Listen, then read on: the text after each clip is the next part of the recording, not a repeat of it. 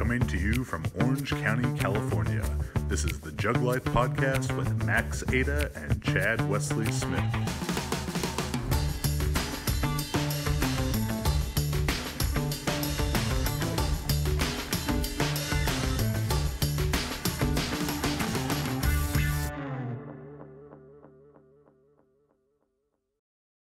Hey everybody, Chad Wesley Smith here. Another episode of the JuggLife podcast. I'm joined as always by my co-host, morose, Max Montana. How you doing, buddy? I'm doing pretty well. And our guest today, for a record-tying third time, of founder of Clinical Athlete. Your what place finisher? No, we won't bring that up. The best physical therapist in the 81 kilo session at the American Open Finals, Dr. Quinn Henoch. How you doing, buddy? Doing well, man. What session Thanks was for having me on. The D session. Okay. To be fair, I requested a lower entry total so that I would lift on a Friday night instead of a Saturday morning, but there's possibility that I would have been in the C session. Okay. Which is basically the A session, if you round up. You could hit the town in Milwaukee? I just gotta get the hell out of there. Okay, well. Sorry for any Milwaukee listeners. Milwaukeeans. Milwaukees.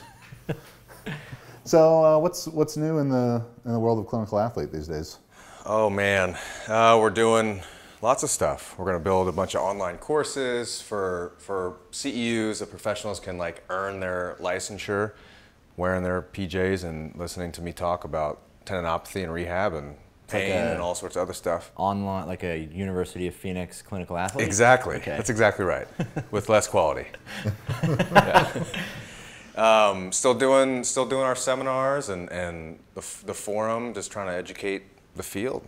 It's been good though. It's been a lot of fun. And the people on the Clinical Athlete Forum, it is by practitioners for practitioners, yes? Yeah. Like So I, as a civilian, actually would not be allowed in such a place? Well, you as a coach would. Okay. Oh. Yeah, so the idea is that we're taking the worlds of performance and rehab and sports med, and we're trying to kind of bridge that gap a little bit.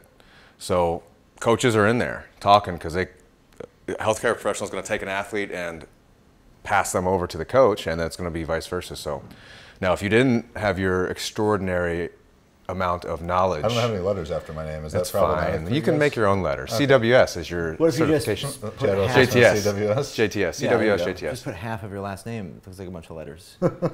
SM, Chad Wesley, SMT. Kind of, fake it. SM dot. And if you put a D in there, we know what that means. Doctor? Dentist. Yes. Dentist.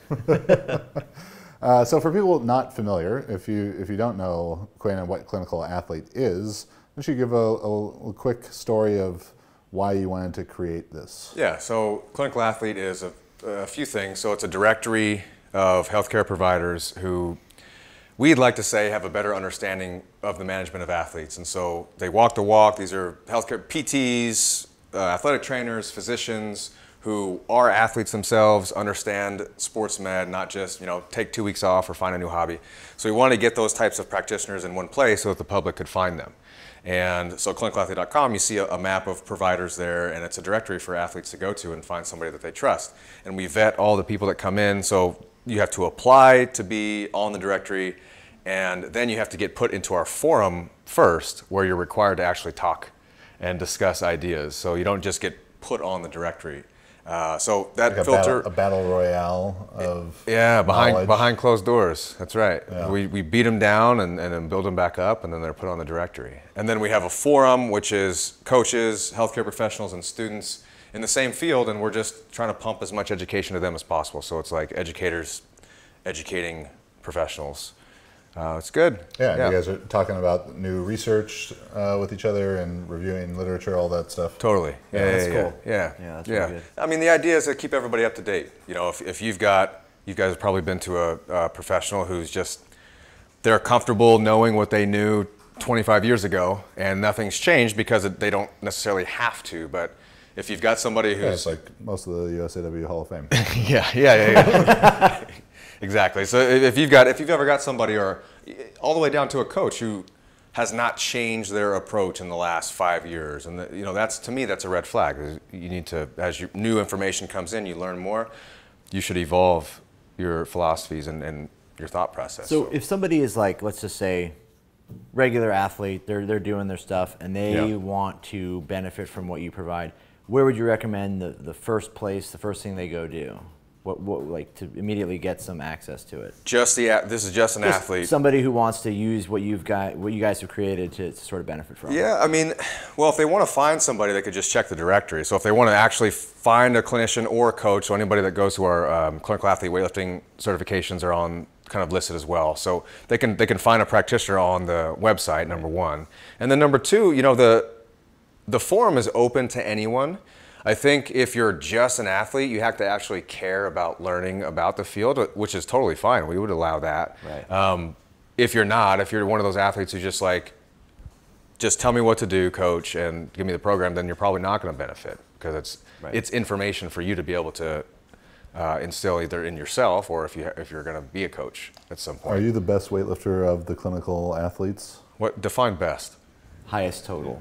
No. Wow. Yeah, we got some strong guys in there, but they're bigger. I think that I would possibly win the Sinclair, even though that's not a thing anymore. I don't do Roby. So what are your Robies? I don't know what that is. Who's Roby? How many rubles do you have? I have 700. That'd be a good one, right? Good score? That'd be a very good Roby, yeah. Well, there you go. Much higher than your actual Roby, I'm sure. But clinical athlete is, you know, I do his Instagram Q&As and stuff. People always asking questions. Probably my most tagged resource, and I'm sure you see those at Quinn Henoch DPT and at Clinical Athlete, because everyone trying to ask me rehab questions, and that's not my field. So if you're an athlete, you're struggling, something's hurting, check out Clinical Athlete for sure. And when they do ask about rehab, I give them this very Quinn-esque answer that frustrates them to no end. When I tell them that they've exceeded their tissue's ability to adapt to its stressors. People don't like hearing that. They do not enjoy it. But that's what we want to talk about today, because the way that you think about exercise as it relates to rehab and injury and everything is obviously great, and that's why we have you on here. So this very frustrating answer, explain yourself. So every injury ever is load greater than capacity, or force greater than capacity, however you want to word that. I mean, think about it. If it's Adrian Peterson taking a helmet to the knee and tearing his ACL, the force going through the kneecap was beyond the ACL tissue's tolerance or ability to absorb and adapt to the stressor. That goes for acute things that happen in the moment, like that example, or over time, chronically kind of overloading beyond your ability to recover from the stressor. So we end up de-adapting. And that's every injury ever. If you think about it, it all falls under that bucket. So, but what people try to do is they think, I am experiencing pain, there must be something wrong inherently with this system. Either a muscle is not firing, or I'm missing... Classic. Glute amnesia. Tiger Woods. Amnesia. For 5 years, Tiger Woods didn't have glutes, apparently. That's what he said. I find that hard to believe. So it's like, muscles don't fire, joints don't have range of motion, so I'm missing 5 degrees of internal rotation of my hip. That's why my hip hurts. Yeah. But if you take a step back, actually, you were increasing your intensity 30% from week to week, and you haven't taken a deload in 3 months, and your stress bucket is overflowing, period. I always say, like, when people throw out those things, oh, this not firing, or this joint's not working, maybe I lack mobility in this shoulder. How long have you been experiencing this? Oh, like 3 months. How old are you? 30. So something magical happened to your body in the last 3 months where all of a sudden you don't have that issue. It's like, no, talk to me about your training leading up. Oh, I was peaking for a meet. Oh, I started a new program. I switched coaches. I got a new job, so I stopped sleeping. I was training just as much. So injuries are about stress and stress management and load management. All the other stuff, yeah, we're optimizing technique and position always. And that stuff can have an effect on pain experience because we're distributing forces differently if you change positions. And so we're always doing that to try to optimize leverage. But if you don't address the program, the main stressor that you're subjecting your body to, then none of that stuff matters. So people think of that concept like separate from training, but MRV, MEV, all these concepts that we talk about with performance are 100% relevant to rehab as well. So what about like your MIV, your maximum injurable volume? Interesting. Yeah. Maybe that's like a step above MRV. Injurable volume. Maybe just that's like red line. Yeah. You can become as injured as possible. Right. If you exceed that, you die, right? Yes, you die. Death. Instant death syndrome. Yeah. It can happen any moment. And so to talk about like why do people hate that answer so much? I think it's because things change so much. Like everything's very fluid. So people always compare themselves where they are now to where they used to be. And so like one of the most common things, the rebuttal to that, well, you exceeded your tissue's tolerance. What? This is a weight that I've done 1,000 times. It doesn't matter what you've done in the past. You can only compare yourself to you now. I guess you should have only done 999 Yeah, times. exactly. It's like, Boom. let's take into account all of the different factors that are going into your life right now that can add to stress or reduce your recoverability. And some of that's just getting older. You know, so if like the same person with all other variables the same as you get older, your recoverable volume starts to decrease just a little bit, or your frequency, your ability to handle frequency changes. So, you know, all those things can have a factor in injury, and people tend to not address that because we want to train and we're athletes, and we don't want to say that we're doing too much because we all want to be Wolverine. And then we try to cover it up with all these passive modalities or these drills that are they're good. I prescribe lots of little low-level drills and floor exercises and stuff like that, but that's not magic if you're just hammering yourself in the gym. So that's, go ahead. So do you think that being that there, you know, these injuries are all caused by lack of capacity that's not enough to survive the... It's preparation. Right. It's a prep issue. Then what would the solution be once somebody has become injured? Yeah. What sucks now is it's all retroactive, meaning we don't know it was an issue until you start to experience the issues, and then we kind of have to backtrack a little bit. But put very simply, if we can nail down the amount of work that they were doing, let's say 6 to 8 weeks leading up to the issue, and we've deemed the issue was just a concentrated amount of work, it was too much too soon, and it just kind of accumulated, because we know training accumulates. It's not one session that does you in, it's the accumulation over weeks. So we say, okay, in this 6 weeks, we find the rate of intensity or training volume that you were just building from week to week. And we say, well, if we took that exact amount of work, but spread it out over the course of maybe another block, so your end goal is the same. You still reach the end point, but it's over a more broad period of time, so that that slope is not as steep. A lot of times that by itself can be a solution. Right. It's the same work, it's just less concentrated. So you have more time to adapt. So that's one very, very simple solution. We run the exact same block, and we just spread it out over a longer period of time. Right.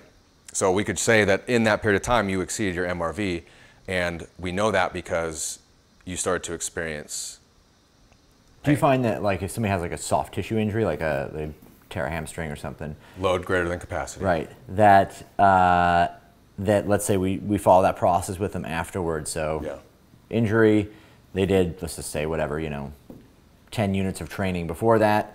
Then afterward, you spread that 10 units of training out, and you try to achieve, like, you try to get them beyond that capacity later, or do you find that you definitely do. What's the conversion rate of units of training to Shroot bucks? The same as Roby's to what? Stanley Nichols? Stanley Nichols, yeah. 40 Stanley Nichols will get you on the Olympic team. Yeah, so is the goal is... The answer is yes. We're always trying to increase capacity. Always, always, always. Do you find that there is like a point at which, like, okay, this guy's just, someone continues to get hurt at that point? It's just like, hey, you have to tell them, like, this is the end of your athletic career, because you're just going to get, you've hit MIV. You're at maximum injurable volume. I feel like I've heard you tell day. Several athletes that this is the end of your athletic career. Okay. Injury aside. Okay. That's psychological MRV. Okay. You have to push people until they break and then cry. Exactly. How are you going to get results out of somebody if they're not upset? So the answer is, if they want to continue doing the thing, then I try to help them as much as possible. But what does suck is we are trying to avoid the recurring thing, because every time that you have a recurrence of the same injury, you're more susceptible to it in the future. We don't really know why. Do you think that lowers MIV, where they basically get hurt? For they're sure. going to get hurt easier next time? Yeah, think about anything that you've had recurrent. It takes less and less for it to come back. What if you had like a hernia, and would you get more if just keep getting more and more of them until like Swiss cheese body? Just hernias everywhere? Is that possible? I guess asking for a friend. Well, if it was uniform enough, then it becomes protective. Oh. It's all about symmetry. So, well, strategic loading, a lack of strategic loading maybe is the cause of the injury, and proper strategic loading part of the solution. Mm-hmm. So exercise selection, progression, regression is going to be something really important that I know you guys deal with as well. For sure. Because the other flip side of it, and the big mistake that people make, is they get hurt and then they stop training. Mm-hmm. And that is probably the worst thing that you can do, because now you're deconditioned and now you are more susceptible. So obviously, it's not bad advice. People talk about physicians and they're like, well, my doctor just told me to stop doing it. It's not stupid advice to say, stop doing the thing that's creating the exact issue that you're coming in here for. It's just that advice happens to be, they don't give you another solution. Mm-hmm. There's no way to manage. It's not management. So yeah, if it's low bar back squat giving you problems, so you're experiencing low back pain or something in your hip, and we're looking at your low back or your low bar squat progression, it's like, okay, it's a little bit too soon. Low bar squat, at this point, we can't even load heavy enough for you to get an adaptation. Well, how does high bar feel? How does the safety squat bar feel? Because the angles are different. So for whatever reason, sometimes just redistributing the forces allows you to be less sensitized to the movement, but allows us to load. So that's that top-down approach where let's find the most difficult variation that you can do, and that's now what we're training. In my field, a lot of times it's that bottom-up approach where, you can't low bar back squat, you should probably just do sideline clams for a month. No squatting, just sideline clams, just glute bridges and side planks. At that point, those exercises do nothing to maintain your fitness. You decondition. You might stop experiencing the pain. That doesn't mean that your tissues are ready to handle the stress again. And what do people do? They jump right back into the program that they were doing before, maybe even faster, trying to make up for lost time. And then that's that recurring cycle. And we just kind of it's that spin cycle where we get, woe is me. It's like, what's wrong with me? Every time I come back to training, I get hurt. And it's because they build too fast, but then they also don't build up enough to get to where they wanted to be, initially, and past that. Well, I think so many people when they get injured, and I've had this problem myself, is in the moment of injury, when you can't do what you want to do, it seems like it takes forever. Yeah. But so when I had herniated discs, and probably still do, by the way. Yeah. Yeah. You probably do too. Yeah. So when that occurred and I couldn't lift heavy the way that I wanted to, I ended up taking 6 months to return to what I would have considered like real training. But in that 6 months prior, it was the progression of breathing drills, because that's all I could do for the first week or two. And then, bodyweight squats, then goblet squats, then high bar and front squats with, I think 185 back squat, 135 front squat. Oh man, we could have shared a bar. I was doing sets of 10. He's taller than you. He's taller. Yeah. Yes, and at the time it was like, man, this is just fucking boring to do. But then looking back at it, now 4 years later, 5 years later, it's just a memory. Like it was so quick. Yeah. And it's so hard for people to see that delayed gratification or whatever, to know that even taking a month, a year from now, that month will seem like nothing. Right? Yeah. Yeah. And waiting that extra week to know you're ready to go, man, it can make such a big difference, rather than let me get back a week early and it was a week too early, so now it's a whole nother month. Yep. Or another 2 months or whatever it is. And that's, listen to that. Like, take the extra week, know that it's not a huge deal in the grand scheme of your training career. Well, and we haven't even talked about you're kind of getting into the psychosocial aspect of pain, which is very powerful. Like most people just think of the bio aspect. It's like, oh, pain, the amount of pain that I feel equals the amount of damage that's done. And that's actually not the case. It's very much so not a correlative. So the amount of pain that you experience is not strongly correlated to the amount of damage that's done. So you can have disc herniations that are asymptomatic. You can have rotator cuff tears, hip labral tears. Whether or not they're going to become symptomatic, they may increase your risk of experiencing symptoms down the line, but there's not that one-to-one. So that's another thing that people don't understand. If you're experiencing pain, that doesn't mean that something is broken or snapped or crackled or popped. If you're no longer experiencing pain from an injury, that doesn't mean that the tissues are strong enough to withstand the stressor. But in your example, you come back, let's say you come back a week or two too early, and you have a recurrence. Every time that happens, and correct me if I'm wrong, if in your experience, but it starts to fuck with you mentally. Oh, Yeah. for sure. And so now you condition a fear response, a fear avoidance to the movement, and that can perpetuate the experience of pain. It's very much connected in that way. Your perception of pain and the actual local area, it starts to become blurred.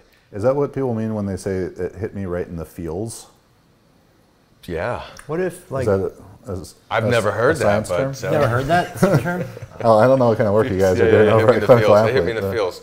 Yeah. Yeah, that's So it. people then You can use become that one at your next, Thank you, I at your appreciate next that. seminar. I know it's hitting you in the feels, but people then become basically attached to the pain as a characteristic of their personality, right? it sounds stupid, but it can go like that. Like They name it or something, yeah, right? I've had those conversations with people, and I'll say, like at this point it sucks. Correct me if I'm wrong, but like you now see yourself as that guy, right? Yeah. Oh, I'm just the guy. Like I have a bad back. I'm just the guy with the bad knee, Or if you look at your training program for the next week, it's got a lot of squats. Oh man, knees are really gonna suck after this, and it's like that sucks. Like that's a bad place to be. And it becomes like self-fulfilling prophecy. Totally. Yeah. And that's the complexity of the pain experience. The pain is just a conscious perception. We don't actually have pain receptors. Our body sends signals to our brain. It's our brain's job to interpret. So pain is just totally in your mind. It's Well, just sure. If you don't have, fabricated. I mean, if you cut your head off, then you're not going to experience the pain. It's a sensory experience. Duh, Quinn. Well, that's it. But when injuries are more acute, like when they first happen in the moment, it is more accurate. The pain experience is more accurate to what's happening. Like I sprained my ankle, it blows up like a grapefruit. It's probably going to hurt to some extent. But on the flip side, I've had patients who've broken their leg and it didn't hurt until they looked down on it and saw it mangled. And then that's when they said they experienced the pain. So it works that way too. That's almost like little kids. Like a 2-year-old, and he's running along and he falls. Yeah. If his parents freak out, then the kid starts crying. But if the parents are like, hey, but, just keep going, then That happened to it kind of doesn't know the difference. Asher a couple years ago when he fell off that thing, and he was walking up to the garage, and his hand is like backwards like this, and he says, Mom, I hurt my hand, I think. Had no idea. And he might have been in shock, but like, it was like, sure. Okay, hold on a second. Yeah, you might have done something. Yeah. So, and then it's like, humans do that. When we get older too, we start to think through things and we have emotions. And like, have you ever seen a 3-legged dog? They're happy as can be. Right. They don't give a shit. Or like, I had a friend whose dog tore her ACL. The dog tore her ACL. She was limping around for a couple months and then it healed up and she was running around happy as can be. But we don't do that. We kind of get down in the dumps. So it's like being hurt sucks. But back to the kind of conversation at hand, if you don't manage your training and you keep perpetually in that cycle, that's what happens. And we start to get into that, like years of the same type of pain. It's from my perspective, it's so much more difficult.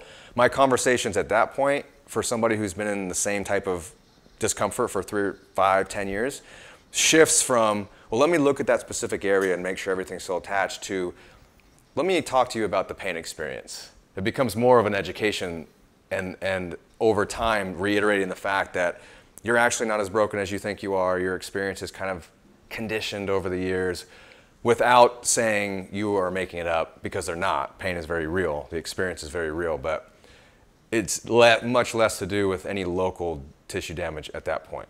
We were trying to get away. We're trying not to go there. right? But so if we can manage something and figure out where in their training they overflowed their bucket, then we can modify the stress load right then and there, and they can get past that without having those recurrences. Do you think, so that's kind of interesting, because you talk about, oh shit, now I forgot what I was going to say. Chad, go. It's fine. So in regards to exercise, progression, and regression, did you get it back? No. So I lost it. Are there some kind of guiding principles that you could share with the audience as they think about maybe rehabbing their own injuries, ways to progress and regress exercises? Yeah, so you've got lots of variables at your disposal, and I usually break it down like, I break it down, I call them tiers, but it's really just priority, like what's going to give you the most bang for the buck in regards to managing the injury, but also maintaining a training stimulus, because that's the most important thing, right? The biggest one and the most obvious one, and the people are like, well, duh, but they never fucking do it, is go lighter. So intensity, if you think about it, intensity is a thing that can put somebody to their limit the fastest. You can always just load up the bar heavier than they can lift. Or you can load it up heavier than they can recover from over and over and over, and then something goes, right? So like... And this would go to the effect too of like, I feel like I've heard you talk about intensity tolerance and volume tolerance. Yeah, exactly. So let's say somebody's back squatting, their issue is knee pain with back squats. It's triggered with back squats every single time, it's mechanical, but it only happens at like 90%. So common sense, and what I would recommend is you get your work under that intensity threshold, but just under it. It doesn't mean that you have to go just bar 40%, like 85% if that's pain-free. Just the bar is 40% for you? Huh? Oh. That's, well, 45%. Have you seen these legs? So that's an intensity threshold. Get your work just under that. It would be the same with technique. Like if somebody's just horrifically butchering their snatches over and over and over at a certain intensity, how about we drop it down a little bit? Like injuries are exactly the same.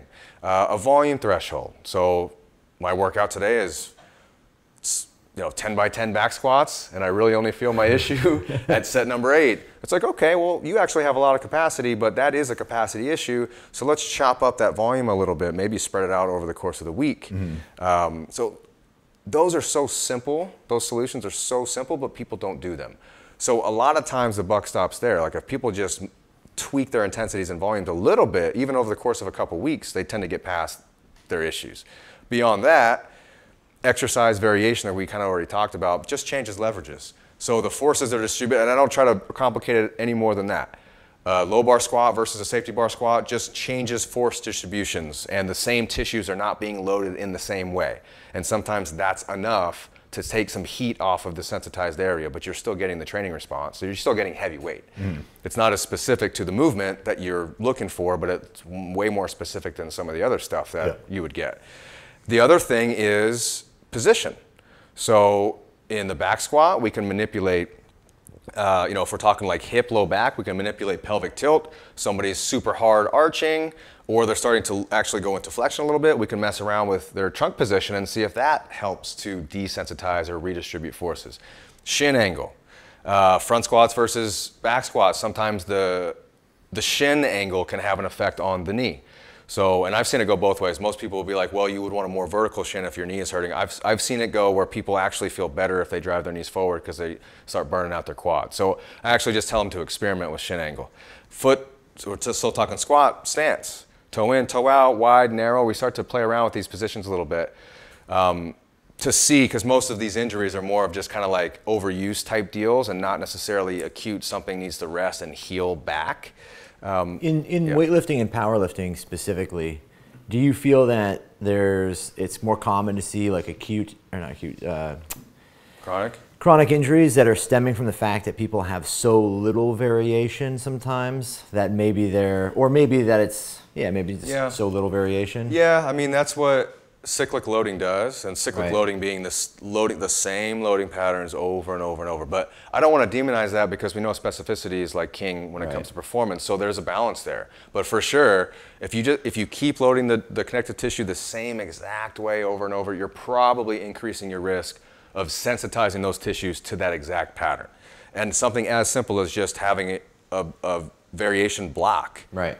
Loading the tissues differently, because we know that the tendons are when you do a squat, your patellar tendon is not loaded uniformly all the way through. It's different. It's loaded a little differently during that movement versus this movement versus heavier load and lighter loads. The impulse of the movement's different, so tempo is another variation. Right. Sometimes a squat will give you problems if you're just slamming the bottom, but if you go really slow on the way up, really slow on the way down, then you can tolerate it better. That's actually a way to self-limit the intensity too, tempo work.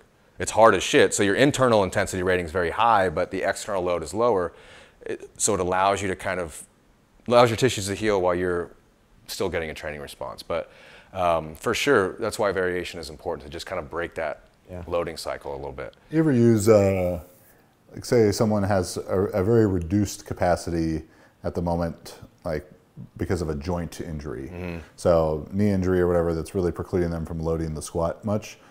You ever use like a stem unit, like a Compex, to try and drive some muscle stimulus for that while also doing whatever type of light squatting they can do? Yeah, so that exact example, I currently am not, but people do that. It's a viable, I think the narrative there is valid. So the idea would be, because you can't load, because you have to load so lightly, nothing you would be able to do with a barbell external load will even give you that stimulus, so let's add that. I mean, I would say, I just don't know if it's strong enough to elicit anything. If you did that, I would definitely recommend, like when the E-stim is going, you also consciously try to flex the same muscle, which probably sounds horrible, but I would do that. I mean, I've used Compex stem unit like in the same kind of protocols that Charlie Francis described with Ben Johnson, and in it he talks about turning it up so high that Ben Johnson would bite down on a stick because of the pain of how I think you would have to, if you really wanted a stimulus, that's the way you would have to do it. Yeah. I mean, that's how Russian stim got its name, is they would try to resist. They would do like isometric squats. They would put the electrodes on their quads. The quads would try to stand them up, and they would just try to fire their hamstrings to stay down, but turn up as high as you possibly can. They started to just kind of realize that, well, just training and like regular training can kind of give you the same response. But in an injury scenario, potentially, if you can't load, that's kind of the idea behind blood flow restriction training as well, where I think I would probably go that route because it's more systemic and the person's still kind of doing the entirety of the muscle contraction.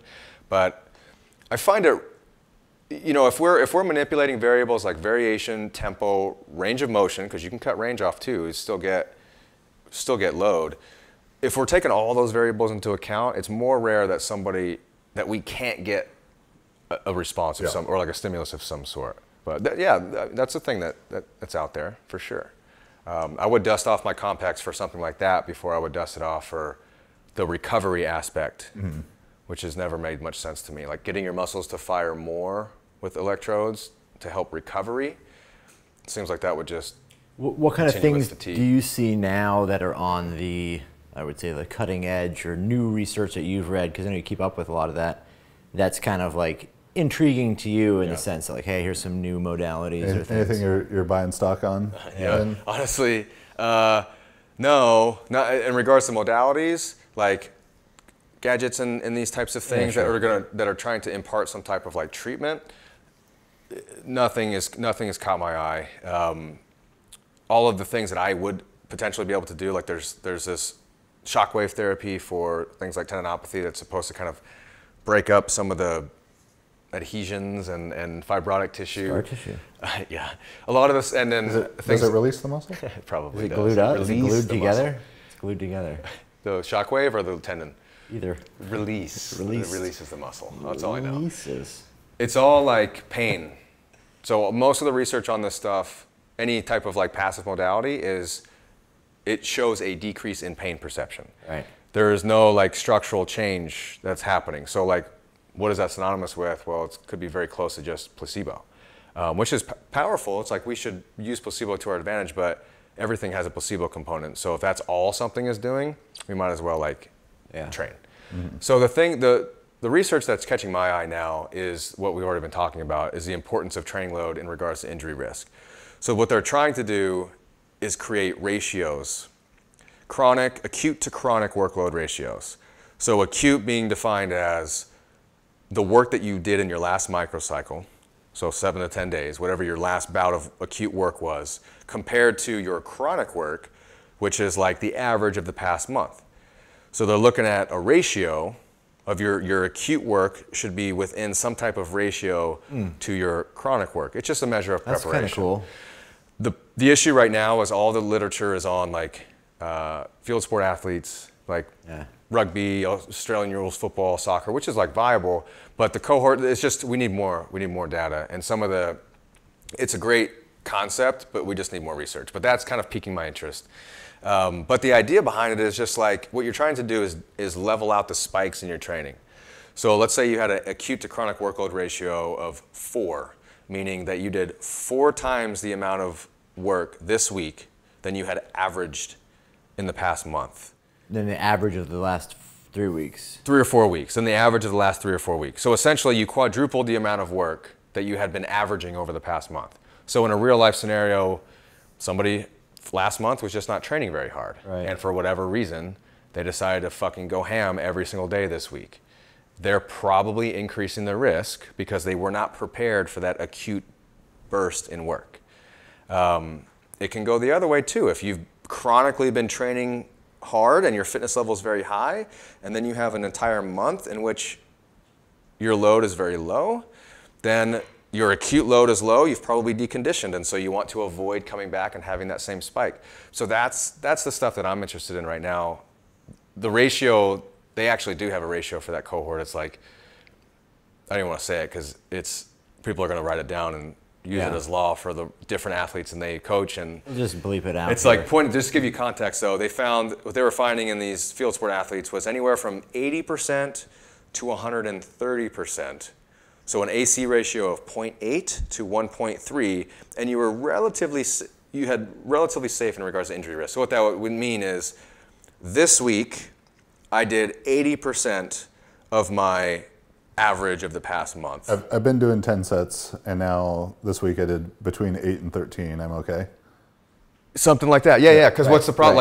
Like maybe this was a deload week, so I'm doing a little bit less compared to my average. Or maybe this is a week where I'm purposely overloading because I'm trying to push threshold. Like we need that too. So obviously the ratio should be over 100% at some point if we're trying to make progress. But they call that the sweet spot. And then beyond that, 150%, it was starting to kind of get into that yellow range, and then 2 and above. So basically if you double your work this week compared to the average of the past month, your risk goes up. Doesn't mean you're going to get hurt. It just means that you're increasing your risk.